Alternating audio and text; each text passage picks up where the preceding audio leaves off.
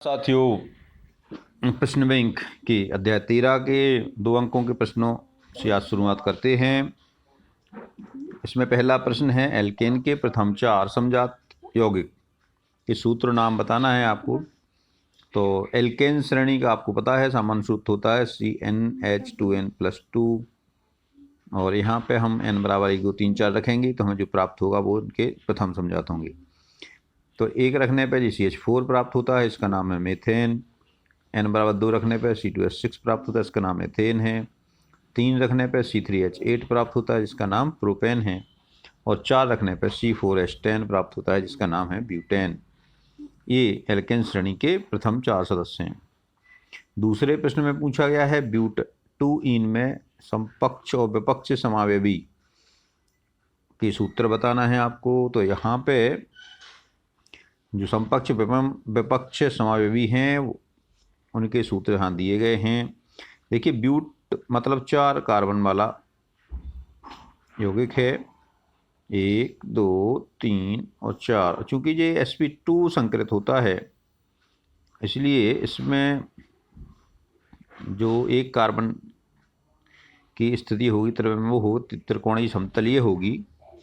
तो यदि इसमें CH3 समूह एक ही तरफ है और H यानी H परमाणु दूसरी तरफ हैं तो ये समपक्ष समावयवी होगा। और यदि CH3 एक कार्बन में एक तरफ है, दूसरे कार्बन में दूसरी दिशा में है और H भी इस तरह है तो ये हो जाएगा विपक्ष समावयवी। इस तरह से ब्यूटुईन के जो समपक्ष और विपक्ष समावयवी इस प्रकार रहेंगे। तीसरा प्रश्न है, यहाँ पे केवल रासायनिक समीकरण लिखना है जब एथिल ब्रोमाइड का एल्कोहलीय KOH की उपस्थिति में विहाइड्रोजनीकरण होता है तो एथीन बनती है, यानी यहाँ पे जो हाइड्रोजन है और एक ब्रोमीन निकल जाता है। यहाँ पे होता है बीटा विलोपन। अल्फा कार्बन वो कहलाता है जिस पे ब्रोमीन जुड़ा हुआ है और बीटा उसके बगल वाला होता है। तो यहाँ पे अल्फा से ब्रोमीन और बीटा से एक हाइड्रोजन मुक्त हो जाता है, इसीलिए इसको बीटा विलोपन भी कहते हैं। और यहाँ पे दोनों कार्बन के एक एक बॉन्ड खाली हो जाएंगे तो ये डबल बॉन्ड से अपनी संयुक्ता पूरी कर लेता है। यहाँ पे क्या बन जाता है, एथीन या एथिलीन बन जाता है और KBr निकल जाता है। देखिए, ये निकल जाता। तो इस तरह इसका समीकरण ये होगा आपका। इसी में दूसरा क्वेश्चन है, 1,2 डाइब्रोमो एथेन का जिंक की उपस्थिति में बी हाइड्रो हेलोजनीकरण होता है इसमें। तो बी हेलोजनीकरण इसका होना है, यहाँ पे देखें हम 1,2 डाइब्रोमो एथेन इसकी जिंक धातु से क्रिया कराते हैं तो ये दोनों ब्रोमीन परमाणु जिंक से क्रिया करके जिंक ब्रोमाइड बना के निकल जाते हैं और इन दोनों कार्बन का एक एक संयोजकता खाली हो जाती है और ये एथीन में बदल जाती है। इस तरह से इसमें भी विलोपन की अपक्रिया होती है और ये अल्फा बीटा विलोपन होता है। अगला जो प्रश्न है उसमें पूछा गया है, फीडल क्राफ्ट अपक्रिया समीकरण सहित लिखिए। वैसे तो फीडल क्राफ्ट की अपक्रिया में कई अपक्रियाएं मिलती हैं। यहाँ पे आपके लिए सबसे सिंपल अपक्रिया यहाँ पे आप लिख रहे हैं एल्किलीकरण की अपक्रिया। तो बेंजीन के साथ आप निर्जल एल्युमिनियम क्लोराइड की उपस्थिति में एल्किल हेलाइड से क्रिया कराते हैं तो एल्किल बेंजीन प्राप्त होती है। इसमें जो एल्किल समूह है वो बेंजीन रिंग में जुड़ जाता है, इसलिए इसको हम एल्किलीकरण कहते हैं। यदि यही क्रिया CH3COCl के साथ कराएं तो वो एसिलीकरण हो जाता है, उसमें COCH3 ग्रुप जुड़ जाता है। मैकेनिज्म एक जैसी रहती है। तो फीडल क्राफ्ट प्रक्रिया में हम बेंजीन की क्रिया CH3Cl से कराएं निर्जल AlCl3 की उपस्थिति में तो एथिल बेंजीन या टॉलुईन बनता है और HCl निकल जाता है। यदि हम यहाँ ब्रोमाइड लेना चाहें तो यहाँ पे हम एथिल ब्रोमाइड लेंगे तो यहाँ पे एल्युमिनियम ब्रोमाइड लेना पड़ेगा। अगला प्रश्न है, इसकी क्रियाविधि और देख लें, वैसे लिखने की आवश्यकता नहीं है, फिर भी थोड़ा समझ सकते हैं आप। पहले जो फर्स्ट स्टेप है उसमें क्या होता है, CH3Cl AlCl3 की क्रिया करती है तो मेथिल कार्बोकैटायन हमें प्राप्त होता है और AlCl4- आयन हमें प्राप्त होता है। और जो कार्बोकैटायन है वो सीधे बेंजीन रिंग से जुड़ जाता है, उस समय वहाँ पे H भी जुड़ा रहता है। तो ये CH3 लिख सकते हैं, यानी R+ लिख देंगे आप, CH3+ लिख दीजिए यहाँ पे। तो ये CH3 यहाँ जुड़ा रहेगा, यहाँ भी H लिख दिया हमने, H की जगह पे आप यहाँ पे R की जगह पे आप CH3+ लिखते जाइए, तो जो CH3 यहाँ पे जुड़ गया है R की जगह पे, ठीक है। तो ये R यहाँ पे जुड़ गया, CH3 इसमें जुड़ जाता है, इस पर भी वही हो जाएगा, और इधर भी आप CH3 जोड़ लीजिए। जैसे ही ये AlCl4- के संपर्क में आएगा तो यहाँ का प्रोटॉन निकल करके इसमें जुड़ जाएगा और ये HCl बन के निकल जाएगा और AlCl3 हमें पुनः प्राप्त हो जाएगा और यहाँ पे मेथिल बेंजीन हमें मिल जाएगा। तो ये इसकी क्रियाविधि है। और यहाँ पे यदि आप RCl लेंगे तो यह R+ बनेगा और यहाँ पे ये RR करके वही क्रियाविधि आपकी हो जाएगी। यहाँ पे इस अगला प्रश्न है, एरोमेटिकता की परिभाषा यहाँ पूछी गई है। तो जैसा कि आप जानते हैं, एरोमा का अर्थ होता है सुगंध, और एक सुगंधित कार्बनिक यौगिकों का एक वर्ग है एरोमेटिक कार्बन कहलाते हैं। ये एक कुछ ऐसे यौगिक हैं जिनमें ये निम्न 3 गुण पाए जाते हैं। ये 3 गुण हैं समतलीयता, यानी इनका जो यौगिक है वो उसकी जो स्ट्रक्चर है वो त्रिविमीय ना होकर के समतलीय होना चाहिए। समतलीय होने में एक फ़ायदा है, जब ये समतलीय होगा तभी सभी कार्बन की नाभिक डीलोकलाइज्ड इलेक्ट्रॉन्स को अपने आकर्षण में बांध सकते हैं। यदि ये समतल नहीं होता तो फिर ये इनके आकर्षण में नहीं बंधे होते। यानी जैसे बेंजीन में आप देखें तो बेंजीन में जो 6 कार्बन व 6 इलेक्ट्रॉन हैं वो 6 कार्बनों 6 सभी जो 6 कार्बन हैं सभी के नाभिक से आकर्षित रहते हैं। तो हमें इसका जो एरोमेटिक यौगिक है उसका स्ट्रक्चर कैसा होना चाहिए, समतलीय होना चाहिए। दूसरी शर्त है वलय में इलेक्ट्रॉन का पूर्ण विस्थानीकरण होना चाहिए, यानी जो जितने पाई इलेक्ट्रॉन्स हैं उन सब का डिलोकलाइजेशन होना चाहिए, माने उनको किसी एक स्थान पे बंधा हुआ नहीं होना चाहिए। तीसरी शर्त है वलय में 4n+2 पाई इलेक्ट्रॉन होना चाहिए, जहाँ पे n बराबर 0, 1, 2, 3, 4, 5 इत्यादि हैं। ये हकल रूल भी कहलाता है, यानी उन यौगिकों को हकल रूल का पालन करना चाहिए तभी वे एरोमेटिक रहेंगे। इस तरह से एरोमेटिक होने के लिए 3 शर्तें हैं। पहला तो स्ट्रक्चर समतलीय होना चाहिए, दूसरा इलेक्ट्रॉन को पूरी तरह से डिलोकलाइज्ड होना चाहिए और तीसरा इनमें 4n+2 पाई इलेक्ट्रॉन्स होना चाहिए। उदाहरण के तौर पर आप बेंजीन को देख सकते हैं। आप बेंजीन को देखेंगे तो उसके जो 6 कार्बन हैं पूरे एक तल में होते हैं और इनमें 3 पाई बॉन्ड के 6 इलेक्ट्रॉन जो होते हैं वो 6 कार्बन पर विस्थानीकृत रहते हैं और इनमें 6 पाई इलेक्ट्रॉन्स होते हैं। ये हकल रूल का पालन भी करता है और ये जाना माना एरोमेटिक यौगिक है। 6वां प्रश्न है, बेंजोनाइट की परिभाषा देना है। तो बेंजीनोइड्स यानी बेंजीन की तरह यौगिक जो होते हैं वो बेंजीनोइड्स कहलाते हैं। ये वे यौगिक हैं जो एक या एक से अधिक बेंजीन वलयों से युक्त होते हैं। इनमें एरोमेटिकता पाई जाती है। इनके कुछ उदाहरण हैं, आपको बेंजीन है, नेप्थलीन है। बेंजीन में आप देखें तो हकल रूल का पालन एक करता है, 4n+2 यानी 4 6 पाई इलेक्ट्रॉन यहाँ इसमें होते हैं।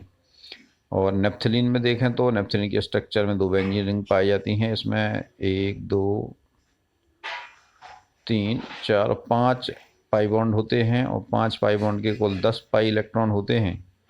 और यहाँ पे हगल रूल का फॉर्मूले में रखें तो 4 × 2 = 2 बराबर 4 दूनी 8 और 2 10 पाई इलेक्ट्रॉन इसमें होते हैं। तीसरा आप देखें एंथ्रासीन, इसमें 3 बेंजीन रिंग पाई जाती हैं और इसमें भी पाई बॉन्ड कितने हैं, 1, 2, 3, 4, 5, 6, 7 पाई बॉन्ड हैं। तो 7 दूनी 14 पाई इलेक्ट्रॉन हैं और 14 के लिए हम हकल रूल में इसको एडजस्ट कर सकते। 4 तिया 12 और 2 14, यानी 14 पाई इलेक्ट्रॉन है, हैकेल रूल का पालन भी करता है। कुछ विषमचक्री यौगिक भी एरोमेटिक प्रॉपर्टी दर्शाते हैं, यानी जो वो भी बेंजोनॉइड्स कहलाते हैं, जैसे प्रीडीन है तो C6H5N होता है, इसमें भी आपके 6 पाई इलेक्ट्रॉन हैं। थायोफीन भी देखें, उसमें सल्फर होता है नाइट्रोजन की जगह पे। थायोफीन है, पायरोल है या फ्यूरेन है, ये भी नॉन बेंजीन यानी नॉन कार्बन के जो विषमचक्री यौगिक हैं वो भी एरोमेटिक होते हैं, इनको हम बेंजीनॉइड कहते हैं। 7वां जो प्रश्न है, इस प्रश्न में कुछ तो हमको स्ट्रक्चर दिए हैं कि हमें IUPAC नाम लिखना है। तो इनका स्ट्रक्चर आप देखें, इसमें आप देख सकते हैं ये मेथिल बेंजीन है। बेंजीन का एक H हटा करके एक CH3 जुड़ा हुआ है, इसको टॉलुइन भी कहते हैं, उसका नाम टॉलुइन भी है, और वो भी IUPAC में एडजस्ट है, हो सकता है, उसको मान लेते हैं। और मेथिल बेंजीन इसका IUPAC नाम है। दूसरे में मेथिल टॉलुइन यानी पैराटॉलुइन है, और इसको हम IUPAC में लिखेंगे तो उसको लिखेंगे 1 2 3 4 1,4 डाईमेथिल बेंजीन। इस तरह से इनके दो के IUPAC नाम हो गए। अगला जो 8वां प्रश्न है, इसमें पूछा गया है बोर्ड्स अपक्रिया समझाइए। तो बोर्ड्स अपक्रिया जैसे कि आप पढ़ चुके हैं, एल्किल हैलाइड के शुष्क ईथर में बने विलयन की सोडियम धातु से अपक्रिया होने पर उच्चतर एल्केन प्राप्त होते हैं, इसे ही हम बोर्ड्स अपक्रिया कहते हैं। यहाँ पे यदि हम CH3Br लें एल्किल हैलाइड की जगह पे, तो इसके दो अणु सोडियम के दो अणु से क्रिया करके और 2NaBr बना लेते हैं। अब इसका एक बॉन्ड खाली हो गया, इसका एक बॉन्ड खाली है, दोनों आपस में जुड़ जाते हैं। इस तरह से क्या बन जाता है, एथेन।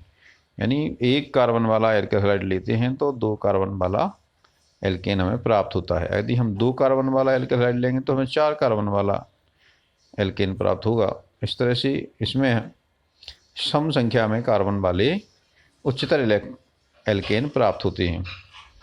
इस विधि में हम विषम संख्या वाले कार्बन वाले जो एल्केन हैं उनको नहीं प्राप्त कर सकते। यदि हम उनको बनाएंगे तो बहुत सारे मिश्रण बनेगा, इसलिए इस जो रिएक्शन है इसका यूज हम सम संख्या वाले उच्चतर का एल्केन को प्राप्त करना के लिए करते हैं, और विषम संख्या में यदि हमें प्राप्त करना है तो हम इसका उपयोग नहीं करते। अब है अगला प्रश्न है मार्कोनिकॉफ का नियम क्या है। मार्कोनिकॉफ ने एक नियम दिया है, उन्होंने ये नियम उन यौगिक अपक्रियाओं के लिए दिया है जिनमें योग असममित कार्बन पर होता है।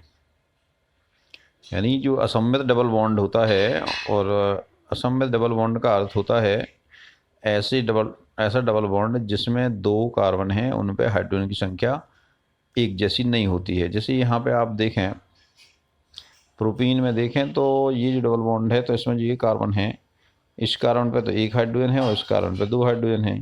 तो इस तरह के जो एल्कीन है वो क्या कहलाते हैं, असममित एल्कीन कहलाएंगे। यदि हम इसमें किसी ऐसे यौगिक का योग करेंगे जिसमें एक भाग ज़्यादा ऋणात्मक है, तब वहाँ पे ये मार्कोनिकॉफ का नियम लागू होता है। इस नियम के अनुसार असममित एल्कीन पर योज्य का अधिक ऋणात्मक भाग उस कार्बन पर संयुक्त होता है जिस पर हाइड्रोजन परमाणुओं की संख्या कम होती है। यहाँ पे हमने देखा कि जो प्रोपीन लिया है हमने, इसमें हाइड्रोजन परमाणु की संख्या इस सेकंड वाले कार्बन पर तो केवल एक ही है और थर्ड वाले पे हैं 2। तो हम HBr का योग कराएंगे तो यहाँ पे HBr में कौन ऋणात्मक है भाग, तो ऋणात्मक भाग आपके ब्रोमीन हो गया और धनात्मक भाग हो गया H। तो ऋणात्मक भाग कहाँ जुड़ना चाहिए, जिसमें हाइड्रोजन की संख्या कम हो, यानी ब्रोमीन कहाँ जुड़ेगा, इस सेकंड वाले कार्बन पर जुड़ेगा और इस थर्ड वाले कार्बन पर हाइड्रोजन जुड़ेगा। इस तरह से ये CH3CBr CH3 बनेगा, यानी इसमें 2 ब्रोमो प्रोपेन बनेगा, 1 ब्रोमो प्रोपेन नहीं। तो यहाँ पे आपको ये देखना है, ऋणात्मक भाग वहाँ जुड़ेगा जहाँ पे हाइड्रोजन की संख्या कम हो, और विशेष दूसरी वाले पे हाइड्रोजन जुड़ेगा। इसकी क्रियाविधि भी समझ सकते हैं आप, यहाँ समझ लीजिए। यहाँ पे कुछ हमने समझाने का प्रयास किया है। जो इसकी क्रियाविधि है वो है, आप देखिए प्रोपेन लिया आपने, प्रोपेन HBr की जैसी क्रिया कराते हैं तो दो संभावनाएं हैं। एक संभावना तो ये है, ये जो डबल बॉन्ड है ये टूटेगा, विषम विदलन होता है। यदि विषम विदलन में ये साझी का इलेक्ट्रॉन युग्म है पूरा इसकी तरफ आ जाएगा, HBr में से H प्रोटॉन इस पर जैसे जुड़ेगा तो इलेक्ट्रॉन इसमें आएगा, तो ये CH3 CH2 प्लस आ जाएगा। इस पर चूँकि धनावेश आएगा, इधर से इलेक्ट्रॉन का घनत्व तो कम हो जाएगा, तो इस पर धनावेश आएगा, यानी ये क्या बनेगा, इसमें प्राथमिक कार्बोकैटायन यानी प्राइमरी कार्बोकैटायन बनेगा।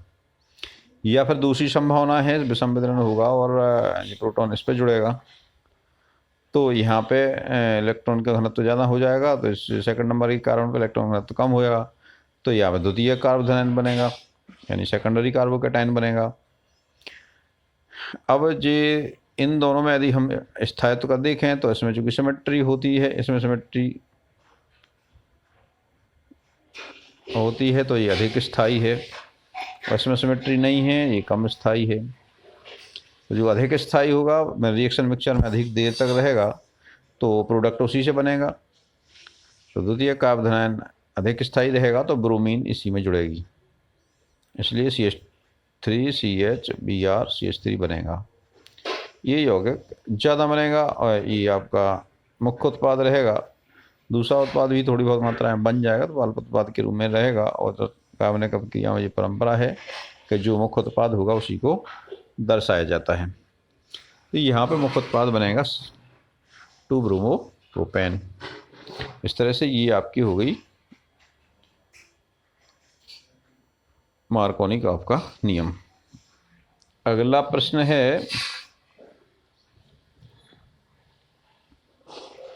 एथाइन की जो स्ट्रक्चर है, यानी एथाइन एसिटिलीन का स्ट्रक्चर आपको समझना है, संक्रमण के आधार पे स्ट्रक्चर समझना है। यहाँ पे आप देख सकते हैं एथाइन यानी एसिटिलीन, इसका जो अणुसूत्र होता है वो C2H2 होता है, और आपको पता है एथिलीन में कार्बन कार्बन के बीच में ट्रिपल बॉन्ड होता है। और जब यहाँ आप देख सकते हैं कि एक कार्बन के दोनों तरफ एक सिग्मा बॉन्ड इस तरफ है, एक सिग्मा बॉन्ड इस तरफ है, इस दूसरे कार्बन में यही हाल है, एक सिग्मा बॉन्ड इधर है और एक सिग्मा बॉन्ड इधर है, तो 2 सिग्मा बॉन्ड है यानी sp संकरण होगा। तो इसमें है sp संकरण। यहाँ पे हमने जो नीली कलर से दिखाया गया है ये आपका sp संकरित ऑर्बिटल है कार्बन का, इसका भी sp संकरित ऑर्बिटल है, ये दोनों एक दूसरे से अक्षीय व्यापन करते हैं, तो यहाँ पे एक सिग्मा बॉन्ड बनता है।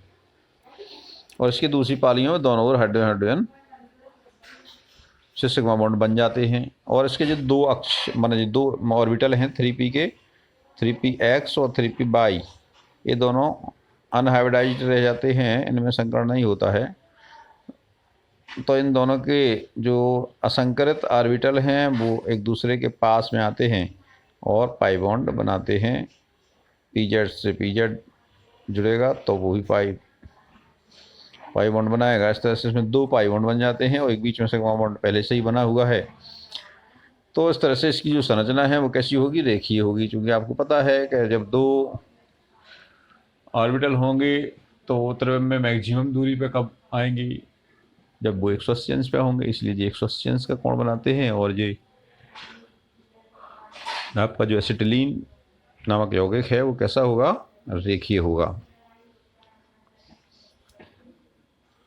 परंपरागत रूप से हम जेड अक्ष की दिशा को अतिव्यापन करते हैं, तो उस जेड अक्ष की दिशा में CC बॉन्ड सिग्मा बॉन्ड बनेगा और प्रत्येक कार्बन पे एक एक CH बंध भी बनेगा। इस तरह से PX का पाईबंध बनेगा, दूसरा PY का पाईबंध बनेगा और PZ का सिग्मा बॉन्ड बनेगा। इस तरह से आप ये संरचना समझ सकते हैं। अगला प्रश्न है अभिक्रिया को पूर्ण करना है। यहाँ पे 2 अधूरी अभिक्रियाएँ दी हैं। तो पहली अभिक्रिया दी है आपका यहाँ पे प्रोपाइन दिया हुआ है, प्रोपाइन में ब्रोमीन की क्रिया कराते हैं, तो निश्चित है यहाँ पे यौगिक अभिक्रिया होगी और दोनों कार्बन पे एक एक